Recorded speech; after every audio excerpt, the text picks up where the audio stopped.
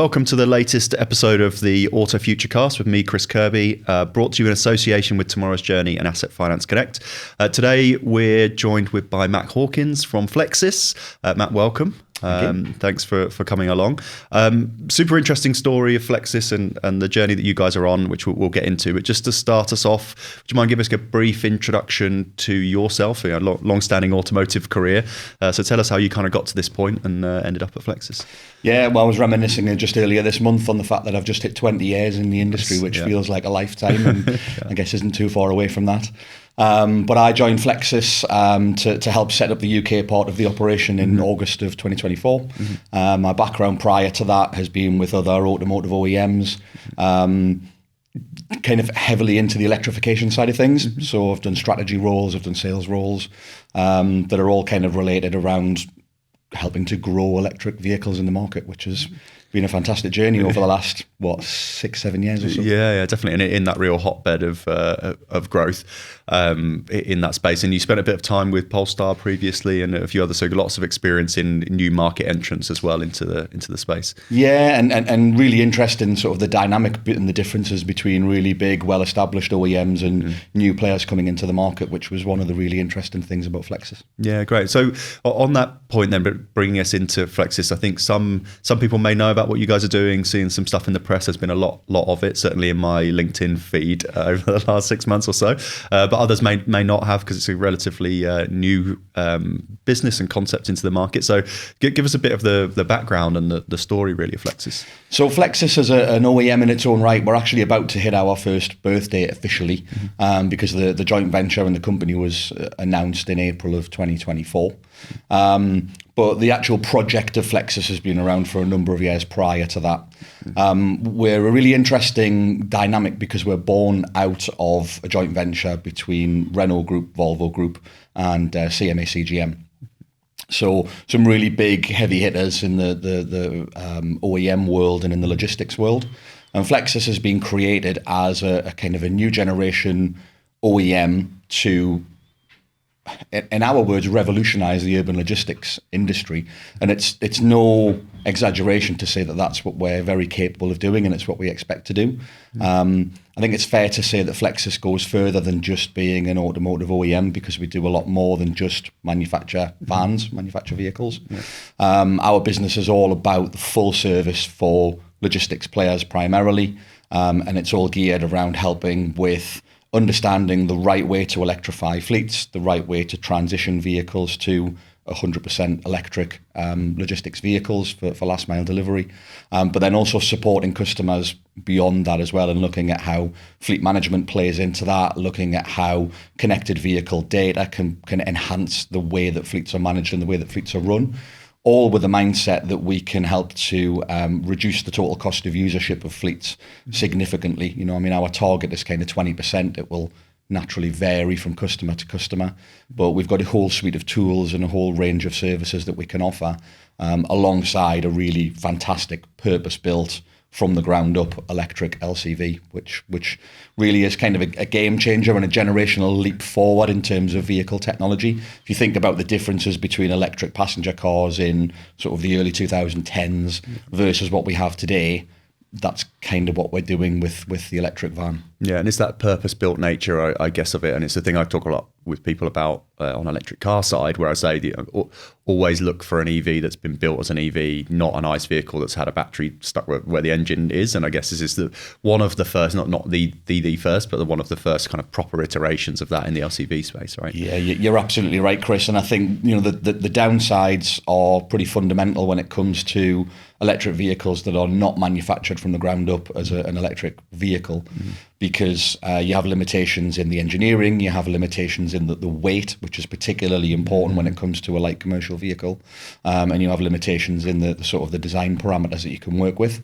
Because we've designed our vehicles from the ground up to be 100% electric, there's no consideration for how you would put an internal combustion engine in the front of the van. Yep. So what you end up with is a purpose-built vehicle that can have a much tighter turning circle, because you don't have all of the mechanics that sit between the wheels. So our vehicle has a turning circle which is the same size as a small B segment car. really, really important for maneuverability in urban spaces. But also it means that we can kind of move the whole driver cab of the vehicle forward on the platform. So we've taken back about 23 centimeters of space at the front of the vehicle, which in turn then means you've got a greater payload space in the back. So what you end up with is a much greater payload space, but with a much smaller footprint. And again, that really helps from a weight distribution point of view. It helps from a maneuverability point of view. And yeah. Better space for the drivers as well, and visibility and all of those things. It's good. And just going back a second before we get to there's so many things I want to dive into about the vehicle and stuff itself. But just thinking about I guess the problem that you're looking to solve in the space, because lots of talk about electric cars. It's a thing we talk about a lot on this podcast and in lots of different events. There's a lot of been focused on that in the last few years, but that LCV, particularly like last mile delivery or your kind of Amazon delivery vehicles, is obviously a big challenge, big contributor to that CO2 space. So we're going back a step. What's the problem you're solving in that area? Yeah, so I mean, the statistics are kind of about 13.5% of vehicles on the road are like commercial vehicles, but they're responsible for about 30% of the emissions in urban spaces. So it's a disproportionately high impact on air quality in the areas where it's most important, where there are the most people in our urban areas. Yeah. So first and foremost, that's a huge consideration when it comes to electrifying these kind of fleets. I guess the other part of it is the fact that you have logistics companies who they want to be responsible. They want to be responsible from an environmental point of view. They want to be responsible to their drivers from a safety point of view and from a comfort point of view. And you also have the retailers and the companies that they work for who are massively focused on supply chain emissions now because of their scope 3 emissions requirements. What that means is that there's a growing pressure coming down from the customers that these logistics players work for to electrify their fleets. The current crop of vehicles that are out there are kind of sort of doing the job for them, but as we talked about before, they don't really fulfill the need in the way that they would want them to. So that the remit for Flexis is to come into the market with something that's purpose-built and can tick a lot of those boxes and make it really attractive to want to switch to an electric vehicle for a logistics operator rather than doing it because they have to. Definitely. I think that retailer pressure is going to be really, really interesting as that grows, particularly a lot of the move to online, and I guess some of the non-traditional retailers are people that are starting up in an online direct space. I subscribe to a load of the refills for all your cleaning products and refills for all these kind of like online subscription services. But their whole purpose is one that is driven around circular economy and reducing emissions. And if they're being delivered by a lady in a Peugeot 308 who delivers all my every parcels, the diesel 15-year-old Peugeot 308. It's almost like the whole commitment of some of these suppliers and manufacturers and distributors falls down at the very last minute because of the way that vehicles are actually handed over to the final customer, and it's a shame, because there are options out there, or there certainly will be when Flexis hits the market. It definitely feels like in the LCV space, that evolution that we touched on earlier is a little bit behind in the car space. We worked on a project recently. We were talking to helping connect actually 2 of our customers to get some electric vans. And I was like, oh great, don't worry, our customers got some here. I've forgotten what it was. It was the Nissan something or other, and the company's like, I literally can't. We can't work with that. And I realised that I was like, well, what can you work with? And it was a very, very short list of vans. I was expecting it to be like the car space. I'm like, as long as it's got 200-mile range, and you go, well, that's most of the cars in the market. Fine. It was actually quite a short list of things that met their criteria, and they weren't doing something complex. That was just day-to-day stuff. So I guess that's an area where you guys are pushing hard into hitting those key measurables. What are the logistics companies looking for? What are their sort of key deliverables? Is it things like range? Is it the downtime? What are things are they looking at? So downtime is a massive thing, and we'll come on to talk about that in a little bit more detail when we talk about some of the software capabilities of the vehicles that we're manufacturing, because that's a huge facet. But I mean, the main thing when it comes to electrical considerations is range and charging speed, as well as payload for the logistics players. The payload needs to be right, and as we mentioned before, when you've got vehicles that are not built as an electric vehicle from the ground up, you often have considerable additional weight built into the vehicle because it's not only to be an electric vehicle, it's also got to take a combustion engine. With the Flexis platform, our battery pack is a structural part of the chassis itself. Okay. And by manufacturing the platform in that way, we save about 300 kilograms in weight, and that goes straight into the available payload of the vehicle. So that's huge. But yeah, when it comes to charging speed, different players and different companies in that space will need to have different options for how they charge, depending on whether the vehicles are charged at a depot overnight, whether the vehicle goes home with the driver and needs to be charged at home, whether the route that the driver is doing is long enough to require a charge at the public network.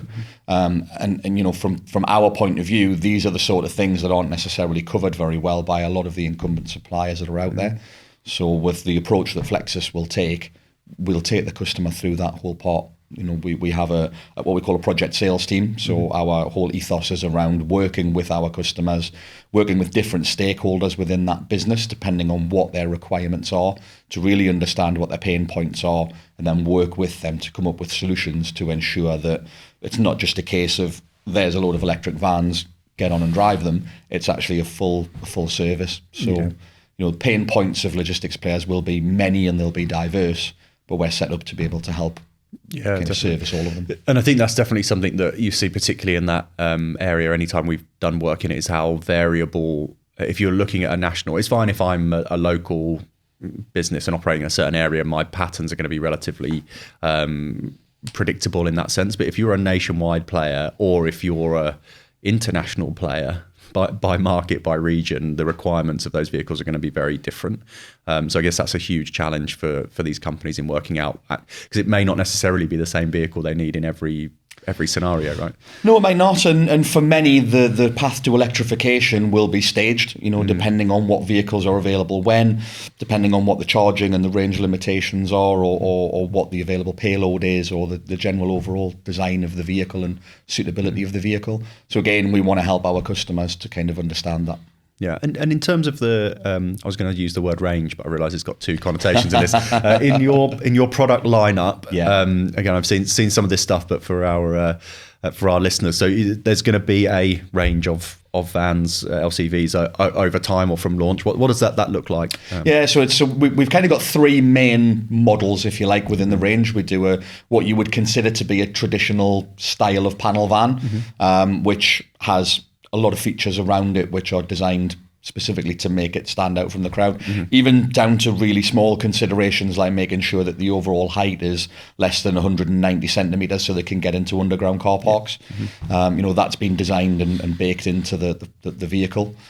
We also will do what we call a cargo van. So that's kind of think of it as like a chassis cab version of the vehicle, onto the back of which you could put a box, you could put a chiller unit, you could put really whatever it is that you want in order to be able to service your business. So there are considerations with that when it comes to things like supermarket deliveries, because chiller units use a fair amount of power. So we've been able to design in an e-power takeoff, which enables that chiller unit to be powered directly from the battery that's in the vehicle, and mean that you don't need any auxiliary power supplies to fuel it. And then the final vehicle in the range is what we call a step-in van. So that is kind of our halo product, which is designed specifically for the last mile delivery customer. Lots of features in there which are really designed to make the role of the delivery driver more efficient and be able to get more work done in a day in a more comfortable way, in a more ergonomic way. You know, with things like a raised up driver seat that reduces stress on your knees and your back when you get up and down and in and out. A door through the bulkhead, so that from a safety point of view, parcels can be picked from the back of the van without needing to leave it and leave the driver exposed to muggers or thieves that might be outside the vehicle. It's a whole raft of different design features that make that vehicle really stand out from anything else that's on the market. Yeah, great. And that seems really like, I don't know, we keep talking about the kind of final mile delivery, but that's definitely the target market. Is that always going to be the target market? Will there be smaller vans coming in aimed at plumbers, candlestick makers, bakers, bigger vans? Or are you guys, is that a real laser focus in that? A real laser focus on urban logistics from our point of view, and the three vehicles that we've got service every part of that market that really has an impending immediate need for an electric vehicle to do the job. Outside of that, there are, I'm sure, lots of other vehicles from lots of other industries and lots of other use cases that would be able to make use of our vehicles. But I think by focusing and having that laser focus on the urban logistics sector, it gives us a little bit of a USP in so much that we really want to understand that market. And because that market in particular has already made the decision that battery electric vehicles are the way to go. You know, when you think about longer term logistics where you're covering more miles, or you think about the construction industry or various other cases around HGVs in particular, there's still lots of background noise, and there's lots of conversation going on about, well, how long do we keep integrating biofuels, or might hydrogen be the answer in the future, or what's it going to be in last mile delivery? Because the range is such and because the payload is such, last mile delivery companies are kind of getting by with some of the vehicles that are out there today, struggling on the periphery.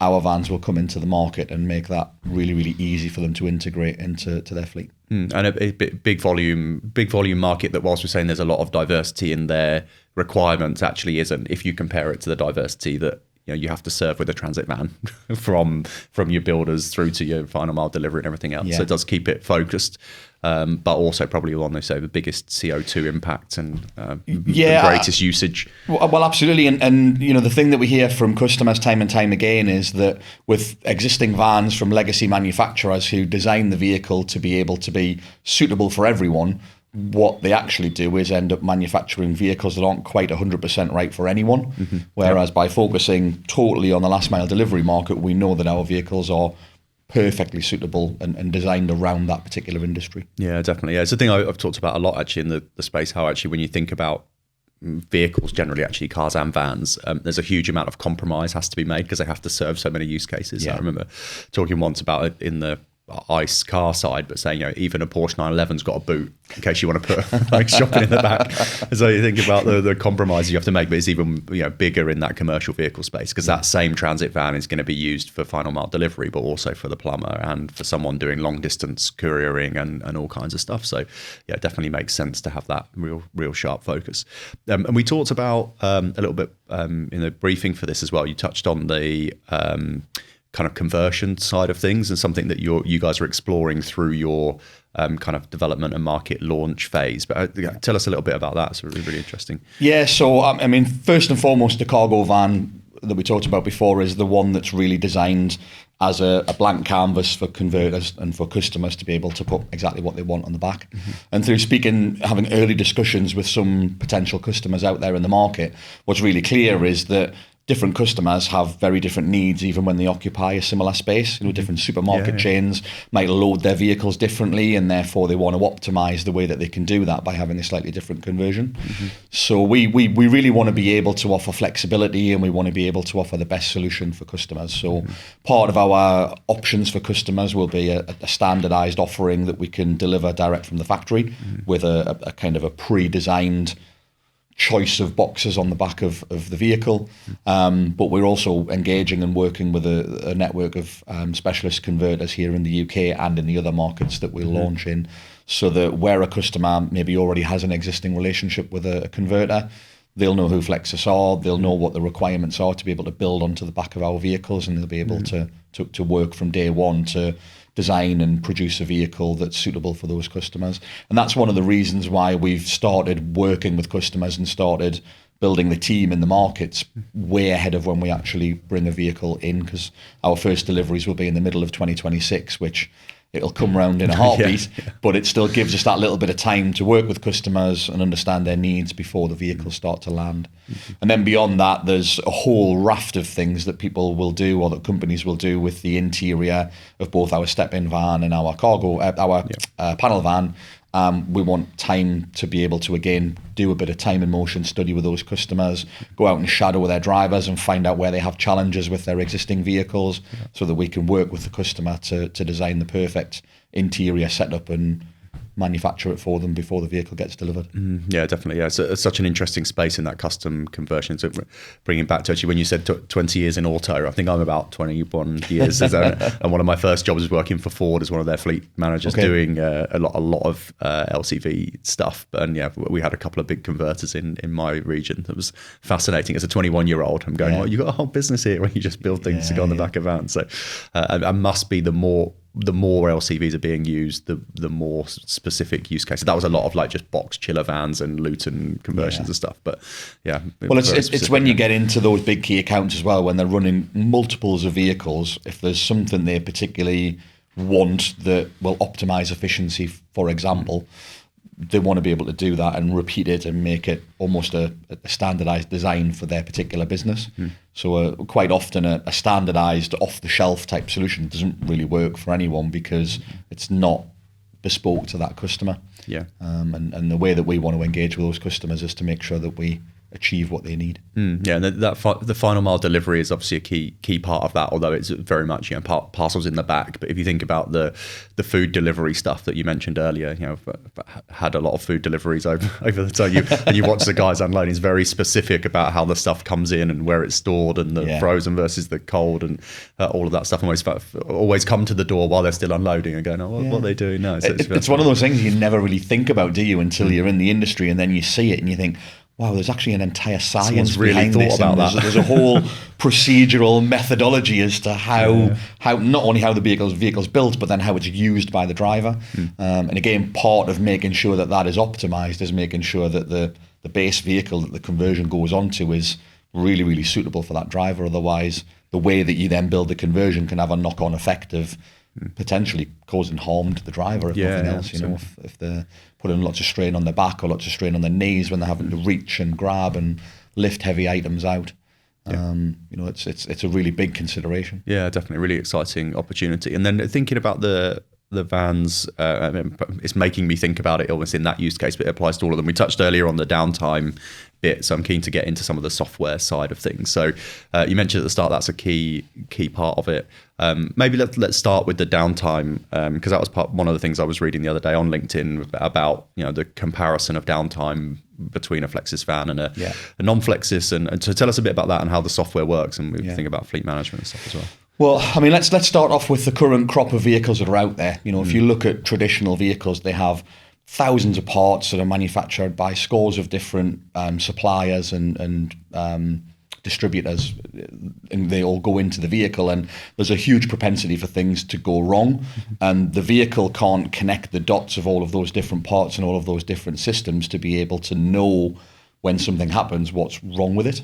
And that's one of the biggest causes of downtime, because even if it's something that's a fairly simple fix, that vehicle will still need to come off the road, it'll need to go to a dealer, it'll need to wait in a queue, then go into a workshop, go up on a ramp, be assessed, probably then wait for parts to be delivered in order to be able to do the fix before the actual dealer can repair the vehicle and send it back to the customer. That can be a really lengthy process. And when you start to add up the cost of that, it's no overestimation to say that £500 a day in lost cost is fairly average, if not quite conservative.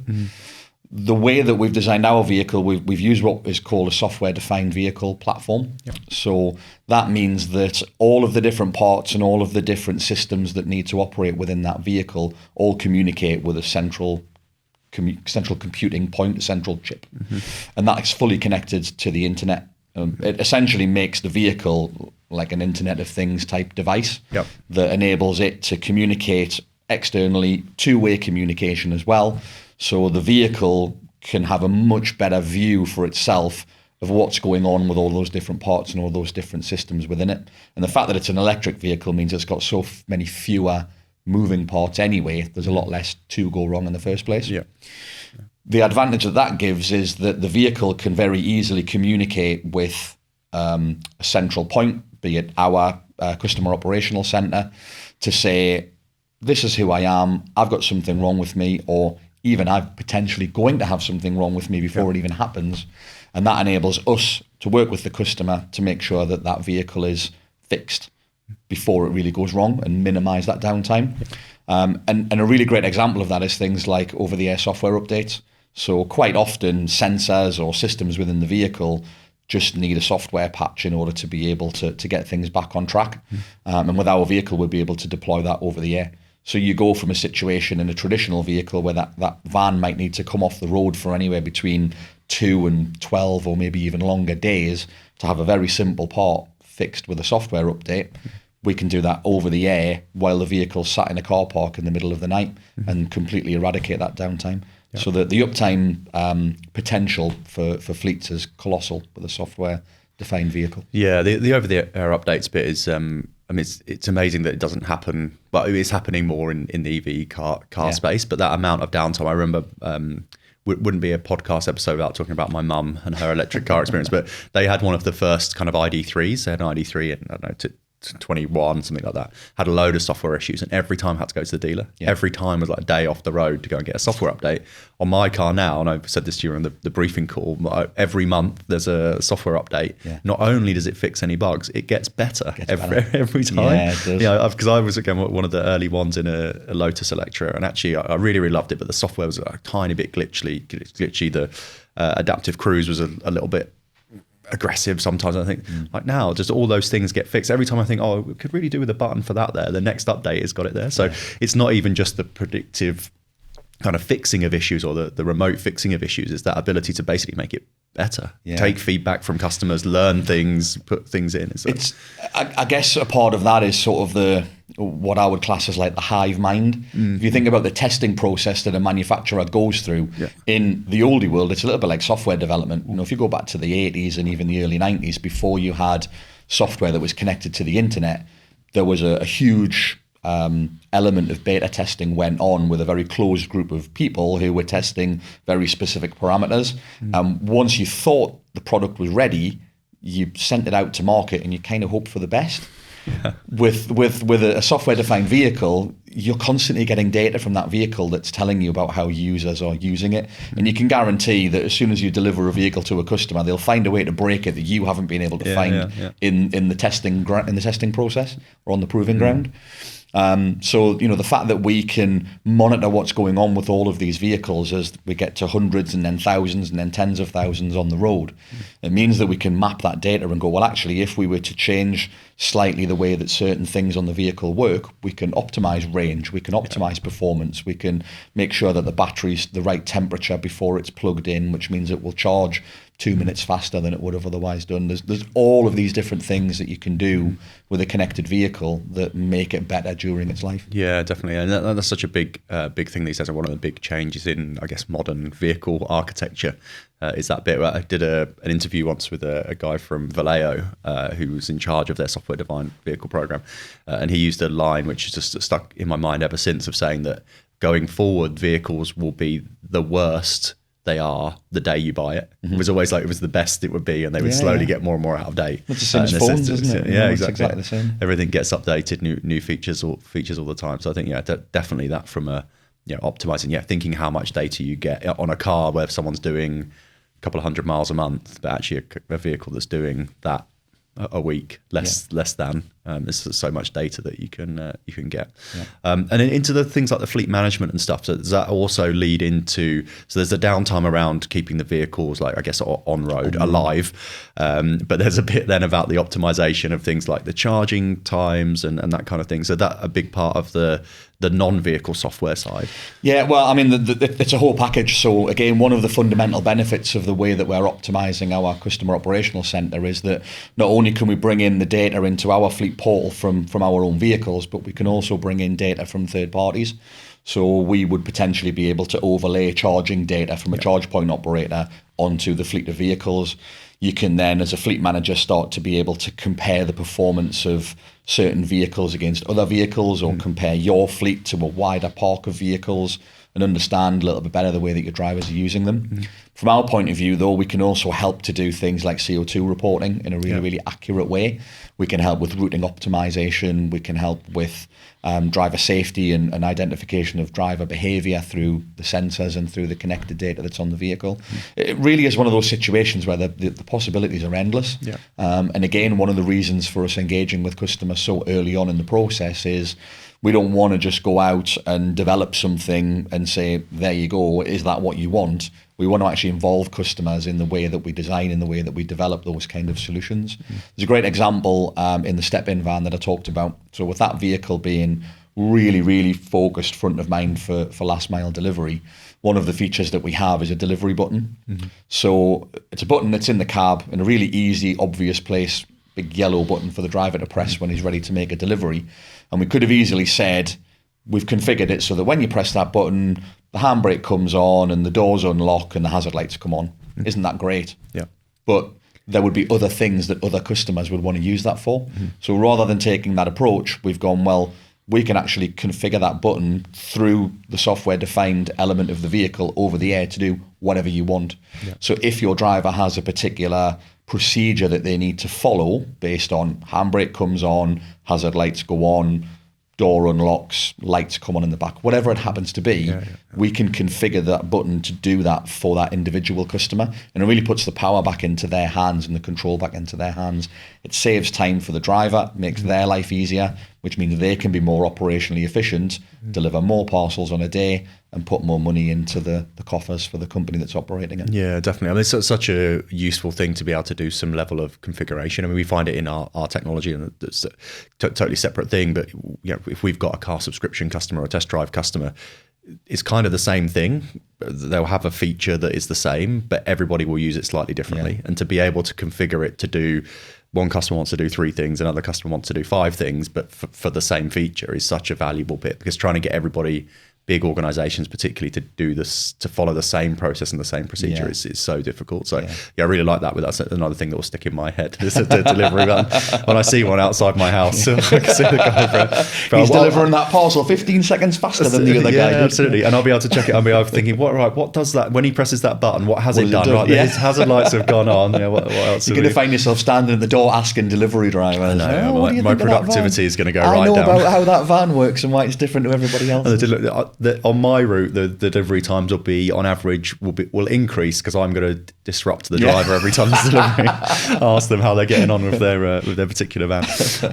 That's really cool. And one of the things I was going to ask about the data and software, because the thing that we get involved in quite a lot is about the kind of open and closed nature, I guess, of it. So I've always been a big believer that the vehicle telematics data can be really, really powerful, and a lot of the stuff that you've talked about is a good validation of that. But often what happens within traditional OEMs is that that's like a closed book. So you go in there, okay, well, that information's there, but it's only exists in their world. Yeah. What's going to be your approach to kind of, I guess, receiving information from external parties, but also then sharing with the fleet management platform of the final mile delivery company? So how are you kind of viewing that?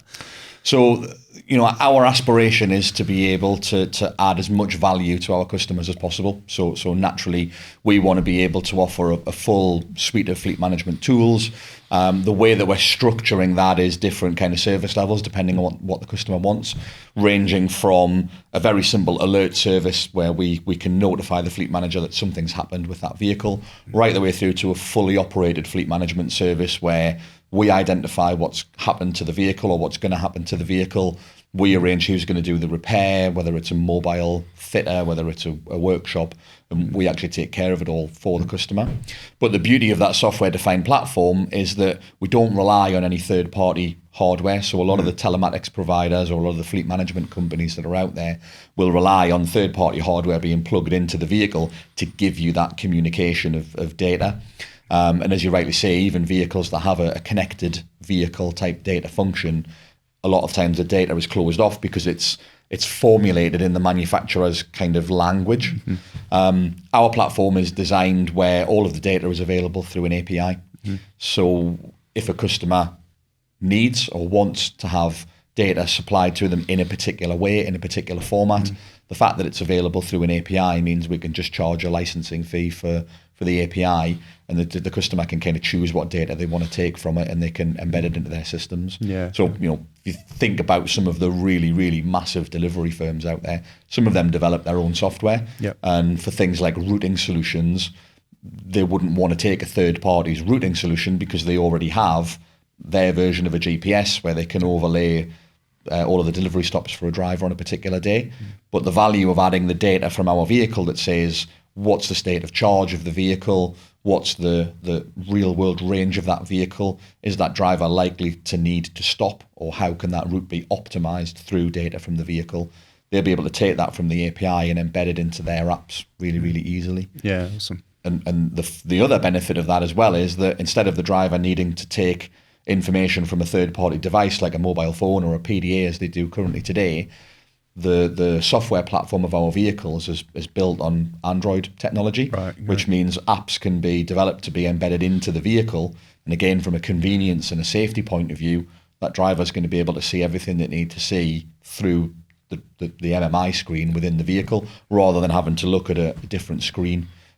Which is a huge benefit from a safety aspect. Yeah, that actually is really cool. I was going to ask about the operating system. It's one of the things I loved actually about my Polestar, which is the last car that was running on Android, and actually you were basically running Android apps within the hardware itself, rather than running on a manufacturer's version of an app that they've built that's considerably shitter than the Android version. And it's so much more cost effective to develop, and it's so much easier to do because it is, you know, an Android software development kit that you can use that tells a developer how to integrate APIs and how to integrate the software and develop it. Whereas if you want to develop an app to go into a vehicle that isn't running on that platform, you've got to develop it in that manufacturer's own kind of computing language, and do the same for every other manufacturer that you want to work with, and it becomes financially if you're one of the unviable. big delivery companies and you're there and you're going, well, okay, I mainly operate Ford Transits, but I also have some of these and some of these and some of these. That's why you would use a phone, because you can standardize it. But in this scenario, that could work really well. I now want to go away and build an Android app. It's already going around in my head. But we've had some really cool and quirky ideas about kind of, you know, could you develop an app so that delivery drivers could add to their own playlist, you know, and have a last mile delivery playlist that the hive mind can all contribute to. The customer gets their notification. What song do you want your driver to have to listen to when they're delivering? That might be a bit dodgy, but that definitely makes sense. And I think that integration with third party stuff is really interesting. I think one of my frustrations in the industry is you could do so much with connected vehicle data, and everyone talks about it so much, but because it's such a closed book with a lot of the OEMs, and they're not really doing it, and they can't really, because it needs to be a network wider than one OEM.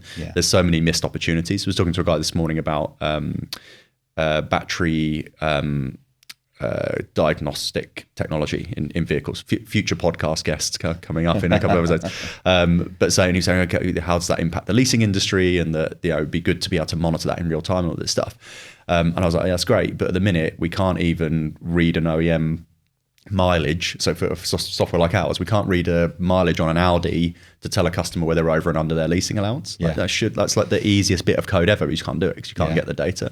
So the idea of it being connected, and also I guess for you guys being able to bring in third party data sources as well. So you have vehicle data sources, but your customer may also have some information that you don't have, and you bring it into one place. Put it all into one place, make it easy for the customer, make it convenient for the customer. That's what everybody wants. If it's easy, if it's cost effective, and it's convenient for the customer, then they're going to want to use it and they're going to want to work with you, because one of the frustrations that leasing companies, fleet management companies and end users often have is that if they're running with 4 or 5 different OEM vehicles on their fleet, they've got 4 or 5 different portals that they need to log into in order to be able to get all of that data.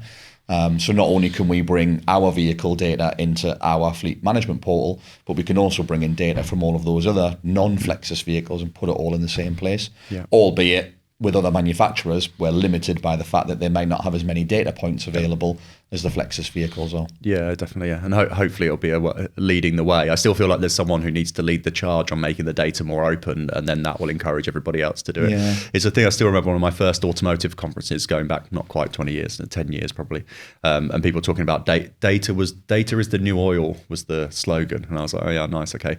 But it is like at the minute having a barrel of crude oil on your driveway. It's like, this is totally useless to me. There's all this data, but it's not the thing. refined. It's not refined or connected, so I physically can't do anything with it. That's the thing. Lots of companies seem to be able to provide data to third parties, whether it's the customer, whether it's the fleet management, whoever it is.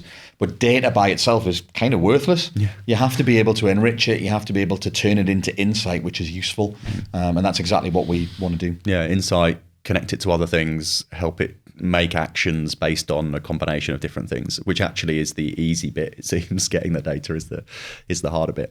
And I knew this would be the case. As soon as we get into LCVs, I get very excited and passionate, but we're not quite wrapping up, but close to. But one of the things I wanted to get into moving away from software is just about your joint venture, which you touched on at the beginning, and just thinking about manufacturing and other stuff.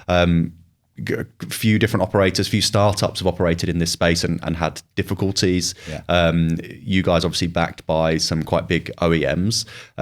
What's that difference? How do you see that difference? What's your route to market and kind of journey over the next year plus?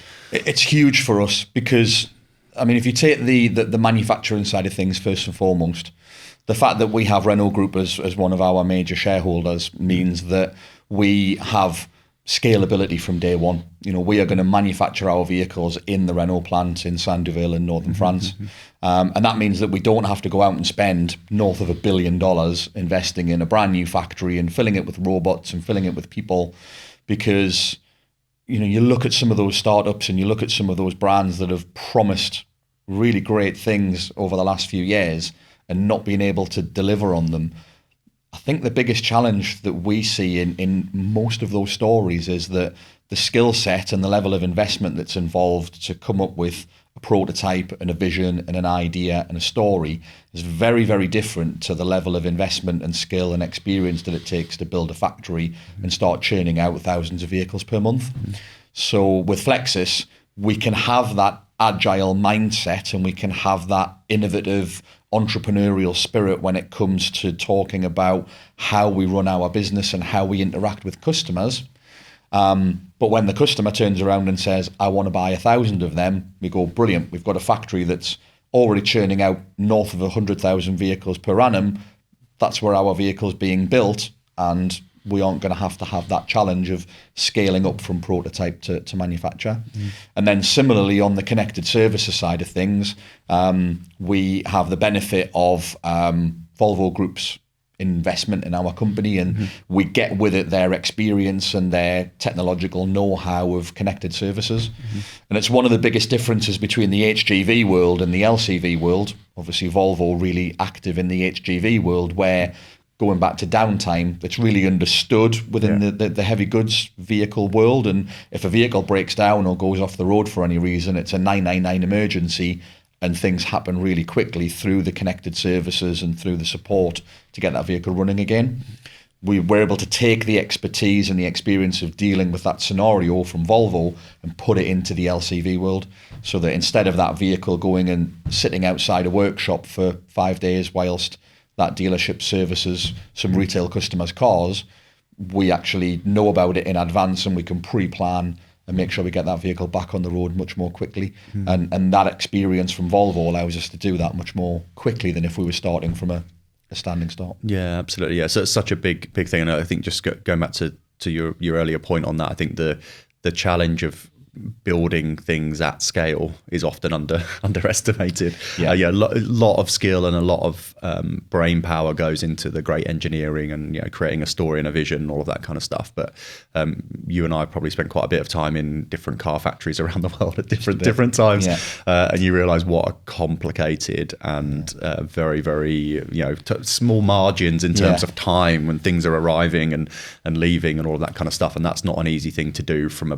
blank sheet, from a field starting off. Well, you know, that's the thing. It's not just about the robots that put all the parts together. It's the whole supply chain that sits behind that. And, you know, we're still more than 12 months away from start of production of our vehicles, but 100% of our supply chain is signed up and in place and ready to go. You know, the prototyping process for our vehicles starts this year, and we'll gradually refine that as every manufacturer does to the point where we'll start series production in 2026. Yeah, great. And if anyone heard my watch just beep, then I've just had a parcel delivered. So that'll be from a Flexis van at some point, but good old Amazon delivery. So just a kind of final thought then, just to go touching on timelines. You're saying about kind of the rollout. So what does the next 12 months look like for you guys in the run up to launch? When are we going to start seeing some vans? When can I sit in one? So this year, 2025, is all about kind of brand awareness. As you would expect, we are still a very unknown quantity. We did a brand reveal over at our offices just outside Paris at the end of January, where we had a very small group of press over to see the product range and the models that we've currently got, and got to sort of understand a little bit about who Flexis are, and that triggered some of the LinkedIn activity and some of the articles that you've already seen.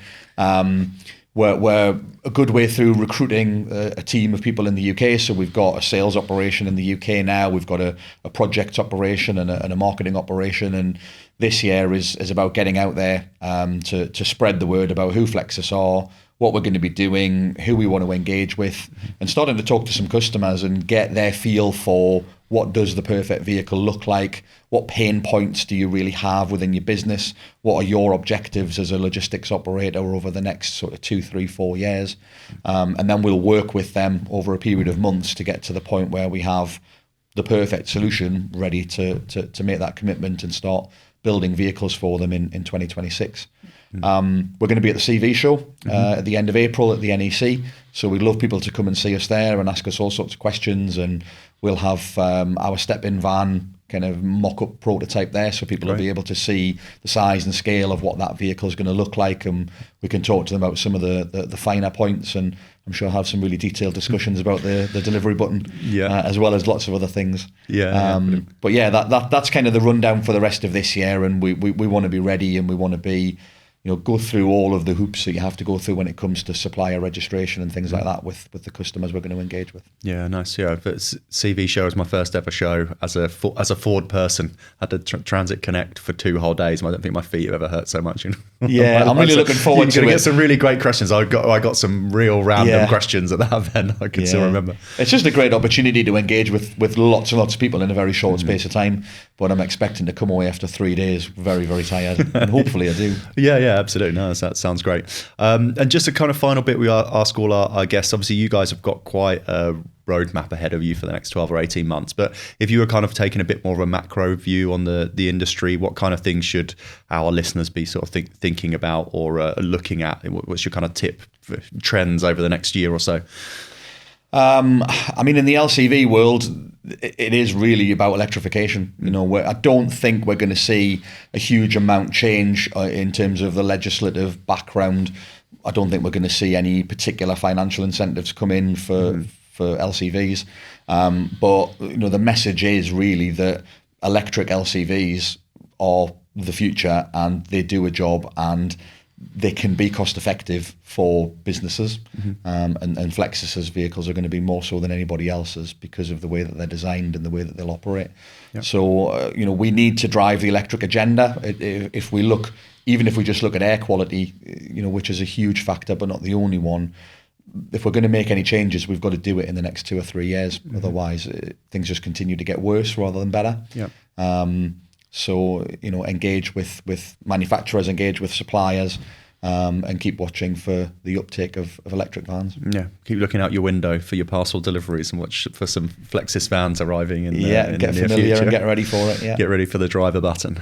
Great, Matt. Thanks so much for coming on. It's really, really fun. As I expected, we could have talked another hour about LCVs, and maybe in a year's time we'll get you back on, pre or post launch, we're ready to go and see how the journey's progressing.